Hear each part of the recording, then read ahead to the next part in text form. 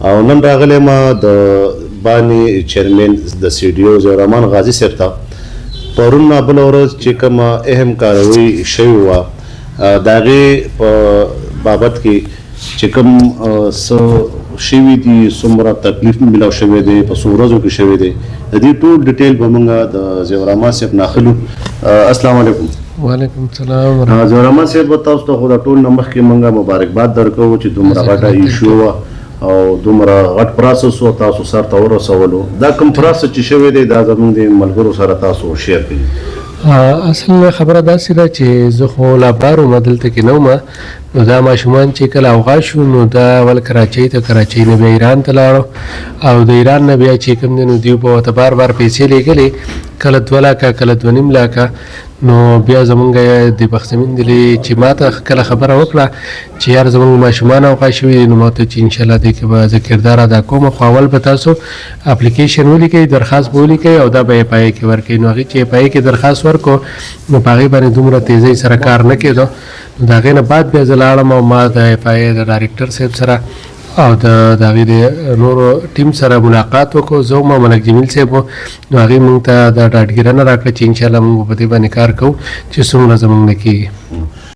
په دې ما ستاسو څومره ټایم ولګېدو او څومره عرصه کې مدار څه کمپلیټ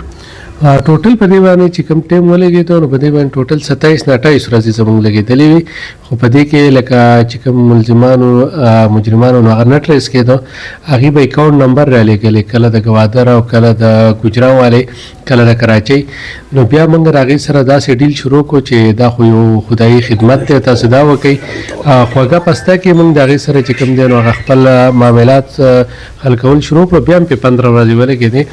نو کله چې هغې ما له پاکستان کې ذموار راکړو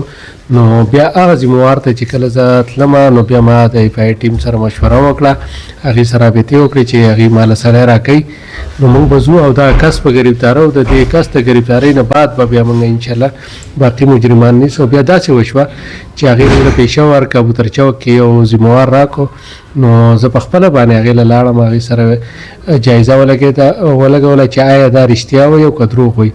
نو ډاکټر زبیر صاحب را سره و چې زموږ فینانس سیکرټري دی،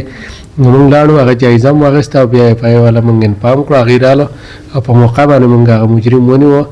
او د هغې په ذریعه باندې بیا موږ چې کوم دی نو باقي مجرمان ونیوه او بالاخر چې کوم دی نو ماشومان رها شو.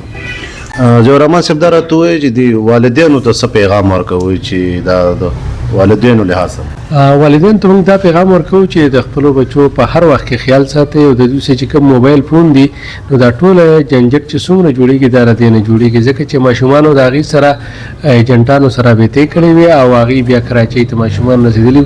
هغې د کور نه 2.5 لاکه روپۍ ما خیال سره کور نه پټې کړې وې او ایجنټانو سره چې کوم دی نو په شیشه تلي. چې کله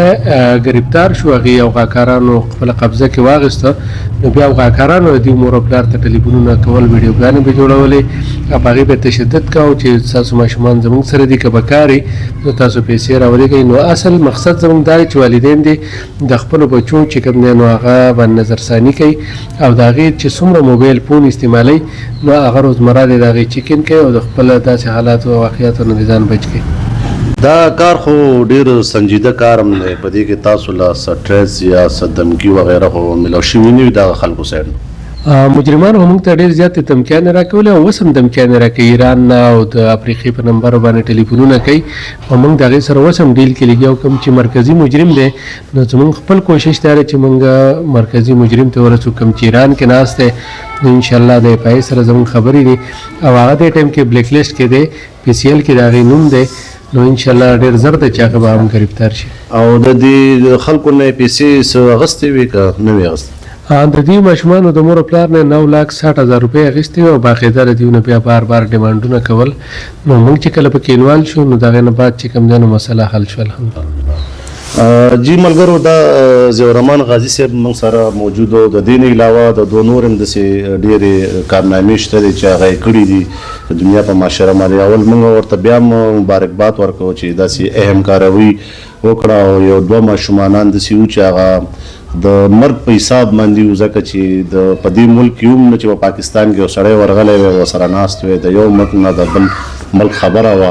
او نن ماشاءالله د سیډیو په برکت سره او د موږ د ادارو په برکت سره هغه ماشومان خپل فیملی ته خیر خیریت او وفا سره ورسېده